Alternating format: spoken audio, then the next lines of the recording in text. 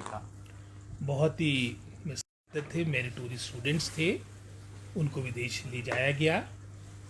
प्रदेश की बात की है, जैसे पहले भी कहा कि प्रथम बार इस तरह के अधिकतर राजनेता या हमारे ब्यूरोक्रेट्स बाहर जाया करते थे, लेकिन हमारा जो ये एक सोच बनी कि हमने बच्चों को भी, विशेषकर जो हमारे मेरिटोरियस स्टूडेंट है, और मात्र आपके एकेडमिक एक्टिविटीज़ में नहीं, इसके अलावा भी उदाहरण के तौर पे जिन्होंने राष्ट्रीय स्तर पर हमारे सांस्कृतिक कार्यक्रम जो राष्ट्रीय स्तर पे होते हैं उसमें प्रदेश को मैं समझता हूँ एक प्रमुख स्थान हमें मिला है। साथ ही साथ आपके खेलों में भी मैं समझता हूँ जहाँ पर हमारे बच्चों ने अच्छा प्रदर्शन किया राष्ट्रीय स्तर पर, लगभग कोई 50 के आसपास हमारे बच्चे, जिसमें अधिकतर लगभग कोई 39 हमारी गर्ल्स थी और 11 हमारे उसमें लड़के थे। इन सब का कार्यक्रम हमारे 2 देशों में, कंबोडिया जिसमें एक सोच बनाई थी, क्योंकि कंबोडिया का भी एक बड़ा पुराना इतिहास हमारे भारत से जुड़ा है। सबसे बड़ा मंदिर जो हमारा हिंदू धर्म का है वो आपका अंगोरवट में है। उसके अलावा भी जो वहाँ के जो वर्ल्ड हेरिटेज साइट्स थे वहाँ का भी उन्होंने भ्रमण किया। और उसके उपरांत सिंगापुर जो एक छोटा राष्ट्र होने के बावजूद भी विकास के दृष्टिकोण से पूरे अंतर्राष्ट्रीय स्तर पर विश्व में एक अलग अपना स्थान रखता है। वहाँ की प्रगति, वहाँ का उत्थान, वहाँ की सारी मैं समझता हूँ जो मानक है उसको देखकर एक अच्छा एक्सपोजर बच्चों का रहा है। और मैं इसको अपना जो ये 2 वर्ष का कार्यकाल है एजुकेशन मिनिस्टर रहा, उसमें प्रमुख जो एक मैं समझता हूँ सुधार है या जो हमने कदम उठाए हैं उसमें इसको मैं सबसे प्रमुख मानता हूँ। एक समझौता ज्ञापन पर हस्ताक्षर हुए हैं, उसके बारे में थोड़ा बताएं। हमारा जो वहाँ पर प्रिंसिपल एकेडमी है, पिछले वर्ष भी लगभग कोई 200 से अधिक हमारे टीचर्स, अधिकतर हमारे एलिमेंट्री एजुकेशन के, हायर एजुकेशन के लगभग कोई 218 के आसपास अध्यापक गए थे। उनके साथ भविष्य में एक समझौता, एक इकरारनामा, जिसमें हमारे प्रदेश स्तर से हमारे जो एसपीडी है, डायरेक्टर समग्र शिक्षा है, उनके द्वारा इसको साइन किया गया। और जो वहाँ पर लोकल जो प्रिंसिपल एकेडमी के हमारे मुखिया है उन्होंने इस पर हस्ताक्षर किए। और उसके मुख्य बिंदु यही थे कि भविष्य में जहाँ वर्तमान में हम अपने सैकड़ों टीचरों को वहाँ भेज रहे हैं, आने वाले समय में इस तरह की व्यवस्था भी हो कि प्रिंसिपल एकेडमी के जो वहाँ पर हमारे फैकल्टी के जो टीचर्स हैं जो फर्दर आगे इनको ट्रेनिंग देते हैं वो हिमाचल में आए।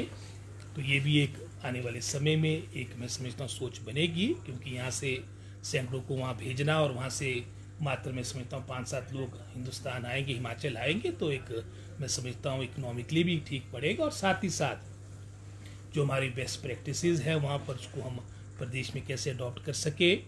और जो ट्रेनिंग प्रोग्राम्स में हमारे चाहे समग्र शिक्षा की बात हो, प्रदेश सरकार की बात हो, चाहे गवर्नमेंट ऑफ इंडिया की योजना से भी जो प्रदेश सरकार को योजनाएं आती है, ट्रेनिंग का जो कंपोनेंट है उसको और किस तरह से बेहतर किया जा सके, उसको रिस्ट्रक्चर करने की भी बात कही गई है। और इन सभी बातों को लेकर मैं समझता हूँ हमारा ये एमओयू हुआ और उसका कोई प्रदेश सरकार पर, हमारे पर कोई आर्थिक वहन नहीं पड़ेगा, ये हमने उसमें स्पष्ट किया है। सर, स्कूलों का दौरा किया आप लोगों ने, वहाँ पर क्या चेंजेस आपको लगे, यहाँ और वहाँ में किस चीज़ों को लेकर अंतर लगा? अंतर तो बहुत है। लगभग संख्या वहाँ पर अगर आप जनसंख्या की बात करेंगे लगभग 60 लाख के आसपास है। और उसके अलावा जो वहाँ पर बाहर से लोग आते हैं, क्योंकि जो एडजॉइनिंग कंट्रीज़ है, मलेशिया है, इंडोनेशिया है, वहाँ पर जो काम करने आते हो, चलो एक अलग पॉपुलेशन, जो लोकल वहाँ की पॉपुलेशन लगभग 60 लाख के आसपास है। और अगर आप स्कूल्स की बात करेंगे पूरी, क्योंकि अधिकतर वहाँ पर जो प्राथमिकता है वहाँ पर भी सरकारी स्कूलों को है, वहाँ पर लगभग टोटल आपके लगभग कोई 250 के आसपास प्राथमिक पाठशालाएँ हैं। सेकेंडरीज आपके लगभग कोई 150 के आसपास होगी। लेकिन ये निश्चित है कि वहाँ पर जो इनरोलमेंट है वो 1000-1500 के आसपास है। जो हमारी एवरेज स्कूल ऑफ साइज़ है, अगर आप विकसित राष्ट्रों की बात करेंगे, चाहे उसमें चाइना है चाहे अमेरिका है, लगभग 550 इनरोलमेंट प्रति स्कूल है। और अगर आप उसको कंपेयर करेंगे पूरे राष्ट्र में जो औसत बनती है वो लगभग कोई 150 के आसपास बनती है।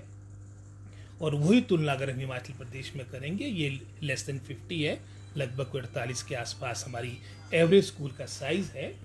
तो वहाँ पर स्कूल का साइज़ भी बड़ा है। और मैं समझता हूँ बड़े अच्छे तरीके से सारी बातें, एक अच्छा वहाँ पर माहौल हो, उस सोच के साथ कार्य किया जाए। और बहुत सी बातें जो हमने वहाँ पर देखी है इसके बारे में शीघ्र जो हमारे साथ हमारे HODs गए थे, शिक्षा विभाग के आला अधिकारी गए थे, अपनी रिपोर्ट सबमिट करने को कहा है कि हम किस तरह से इन बातों को अपने प्रदेश के स्कूलों में भी हमारी यहाँ की शिक्षा व्यवस्था की बेहतरी के लिए यहाँ पर लागू कर सकते हैं। इसके बारे में शीघ्र मैं समझता हूँ कि मात्र एक हफ्ते के अंदर हम मीटिंग रखें, क्योंकि अभी हमारे बजट से रिलेटेड कार्य चले हैं और उसमें निश्चित रूप में कुछ ऐसी बातें होगी जो हम यहाँ पर भी लागू करना चाहेंगे। एसएमसी शिक्षक सर हड़ताल पर जाने की बात कर रहे हैं, क्यों सरकार उनकी नाराजगी दूर नहीं कर पा रही? नहीं, नाराजगी क्यों नहीं दूर करें, हमने तो उसमें जो संशोधन किया है RMP रूल्स में उसी सोच के साथ किया है। और अब थोड़ा धैर्य और मैं समझता हूँ पेशेंस की आवश्यकता है, क्योंकि अब इस धैर्य और पेशेंस का अब मैं समझता हूँ इसका जो एक तरह से उसका अमृत है वो मिलने वाला है और शीघ्र हमारी ये लोकल डायरेक्ट रिक्रूटमेंट के माध्यम से ये नियुक्तियाँ प्रारंभ होगी। सर स्कूलों में बैग फ्री डे शुरू करने जा रहे हैं, कब से सर शुरू हो जाएगा क्या? अभी आपने देखा होगा काफ़ी डिटेल से हमारी सोच यही है कि हमारे वर्किंग डेज, हमारे जो एकेडमिक डेज है वो बच्चों के बढ़े, और इस सोच के साथ अभी आपने देखा होगा हमारा कैलेंडर भी आया है और इसको इस शैक्षिक सत्र में हम लागू करेंगे। सर ये जो SMC का मसला है, क्योंकि 21 फरवरी से कह रहे हैं कि वो निश्चितकालीन हड़ताल पे चले जाएंगे जी। अभी पेपर का टाइम है जैसे ही आपको मालूम है, तो क्या कोई बातचीत भी हुई आपकी या उनको बुलाएंगे ताकि?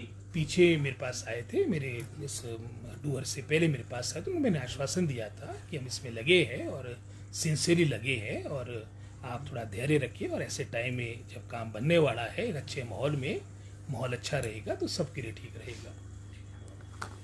धन्यवाद।